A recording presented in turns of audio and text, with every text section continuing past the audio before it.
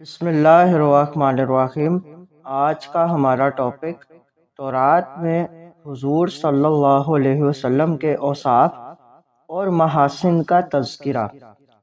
حضرت عطا بن یسار رحمۃ اللہ علیہ کہتے ہیں کہ میں نے حضرت عبداللہ بن عمر بن عاص رضی اللہ تعالیٰ عنہ کی ملاقات سے مشرف ہوا تو ان سے عرض کیا کہ یہودیوں کی آسمانی کتاب تورات میں رسول کریم صلی اللہ علیہ وسلم کی جن صفات اور خصوصیات کا ذکر ہے ان کے بارے میں کچھ بتائیے۔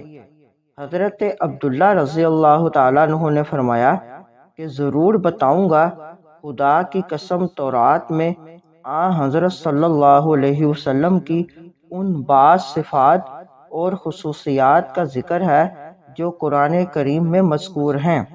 چنانچہ اللہ تعالیٰ نے تورات میں آپ صلی اللہ علیہ وسلم کی جو صفات اور خصوصیات ذکر کی ہیں ان کو اپنی زبان اور اپنے اسلوب میں اس طرح بیان کیا جا سکتا ہے کہ اے نبی صلی اللہ علیہ وسلم، ہم نے تمہیں اہل ایمان کا شاہد، اجر و انعام کی خوشخبری دینے والا، عذاب اور عتاب سے ڈرانے والا اور امیوں کو پناہ دینے والا بنا کر بھیجا ہے۔